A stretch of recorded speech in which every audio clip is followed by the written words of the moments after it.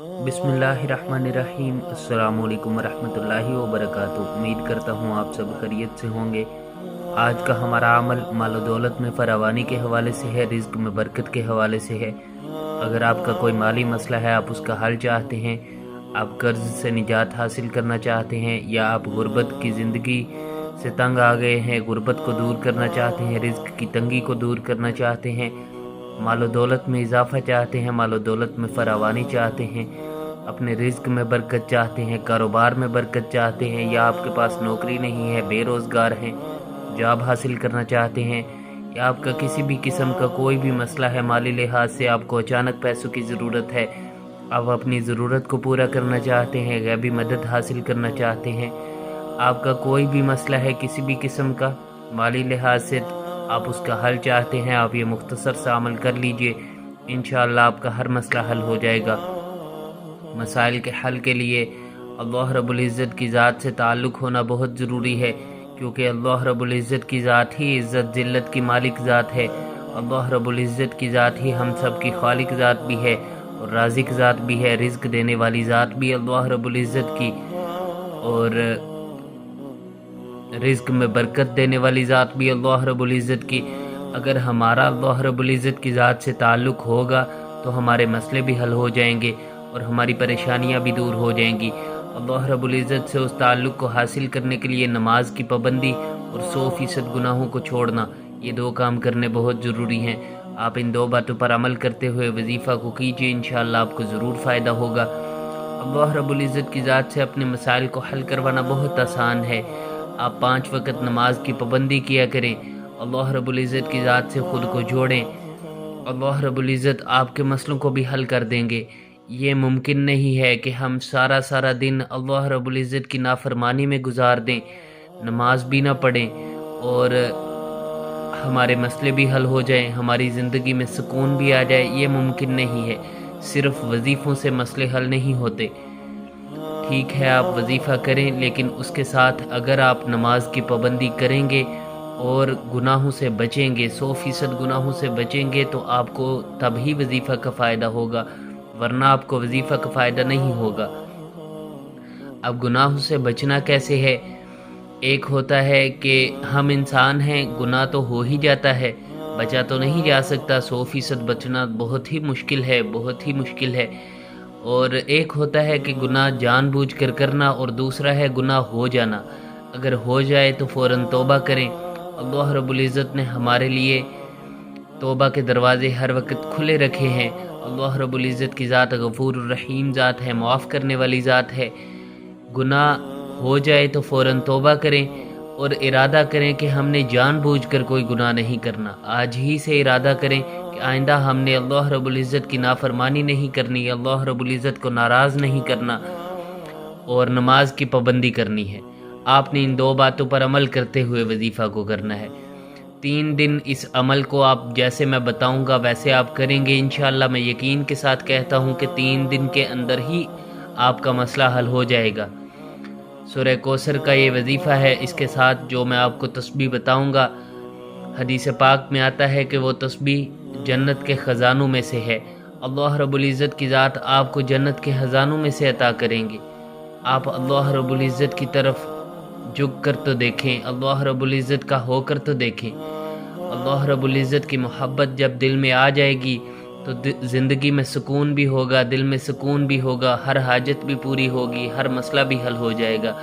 मसाइल को हल करने वाली ज़ात अल्लाह रब्बुल इज़्ज़त ही की ज़ात है। कोई किसी का मसला नहीं हल कर सकता। जब तक अल्लाह रब्बुल इज़्ज़त न चाहें, कोई कुछ नहीं कर सकता। इज़्ज़त ज़िल्लत की मालिक ज़ात अल्लाह रब्बुल इज़्ज़त की ज़ात है। अल्लाह रब्बुल इज़्ज़त जिसके लिए इज़्ज़त का फ़ैसला फरमा दे, उसे कोई ज़लील नहीं कर सकता। जिसके लिए ज़िल्लत का फ़ैसला फरमा दे, उसे कोई इज़्ज़त नहीं दे सकता। इसी तरह जिसके लिए सेहत का फ़ैसला फरमा दे, उसे कोई बीमार नहीं कर सकता। जिसके लिए बीमारी का फ़ैसला फरमा दे, उसे कोई सेहत नहीं दे सकता। इसलिए हमने कोशिश करनी है कि ख़ुद को अल्लाह रब्बुल इज़्ज़त की ज़ात से जोड़ना है। अमल की तरतीब शुरू करते हैं, उससे पहले अमल की तासीर के लिए मैं चंद बातें आपको अर्ज़ कर दूँ। उनमें अमल से पहले आपने 2 नफल हाजत की नीयत से पढ़ने हैं। 2 नफल हाजत की नीयत से पढ़कर इस अमल को करें اور مصلی پر بیٹھ کر کریں۔ کوشش کریں کہ مصلی پر ہی بیٹھ کر اس عمل کو کریں، کیونکہ جو یکسوئی مصلی پر ملتی ہے وہ کہیں اور نہیں مل سکتی۔ لیکن اگر کسی وجہ سے آپ مصلی پر نہیں بیٹھ سکتے، مصلی پر بیٹھا نہیں جاتا، تو آپ کہیں اور پر بیٹھ کر، کرسی پر بیٹھ کر یا بستر میں بیٹھ کر بھی کر سکتے ہیں، جہاں آپ کو مناسب لگے۔ اور تیسری بات، آپ نے قبلہ روح ہو کر اس عمل کو کرنا ہے۔ جدھر بھی آپ بیٹھ کر کریں ادھر ہی اپنا رخ قبلہ کی طرف موڑ دیں۔ اور چوتھی بات، آپ نے صدقہ دے کر اس عمل کو کرنا ہے۔ حسب توفیق آپ جتنا کر سکتے ہیں، چاہے 10 روپے ہی کیوں نہ ہو، کچھ نہ کچھ صدقہ دے کر اس عمل کو کریں۔ ان باتوں کا اگر آپ خیال رکھتے ہوئے اس عمل کو کرتے ہیں تو عمل کی تاثیر میں اضافہ ہوگا اور آپ کو زیادہ فائدہ ہوگا انشاءاللہ۔ اور مخصوص ایام میں آپ نے اس عمل کو نہیں کرنا، اور 3 دن مسلسل آپ نے اس عمل کو کرنا ہے۔ انشاءاللہ میں یقین کے ساتھ کہتا ہوں کہ 3 دن کے اندر ہی آپ کا مسئلہ حل ہو جائے گا۔ عمل کی ترتیب شروع کرتے ہیں۔ اس سے پہلے عمل کی خاص اجازت کے لیے ہمارے چینل کو سبسکرائب کر لیجئے۔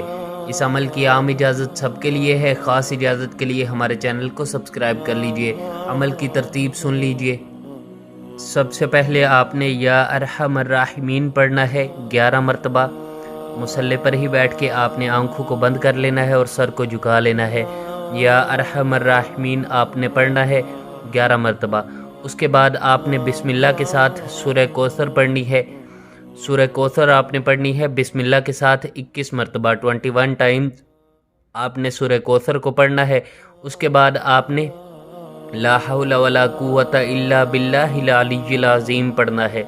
لا حول ولا قوت الا باللہ العلی العظیم سامنے اسکرین پر شو ہو رہا ہے، آپ اسکرین شاٹ بھی لے سکتے ہیں۔ اس کو آپ نے 100 مرتبہ پڑھنا ہے۔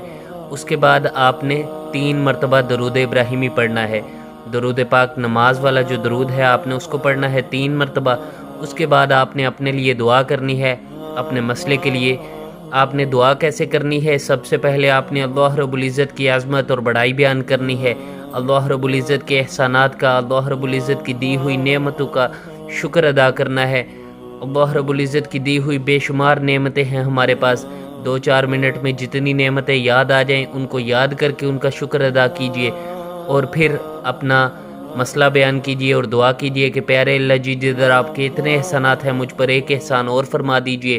میرا یہ چھوٹا سا مسئلہ ہے، بے شک آپ کے علاوہ میرے اس مسئلے کو کوئی حل نہیں کر سکتا، آپ کے علاوہ میرے اس حاجت کو پورا کوئی نہیں کر سکتا، میری پریشانی کو دور کوئی نہیں کر سکتا، میں بہت کمزور ہوں، میں کچھ نہیں کر سکتا یا کر سکتی، آپ میرے اس مسئلے کو حل کر دیجئے، میری اس پریشانی کو دور کر دیجئے۔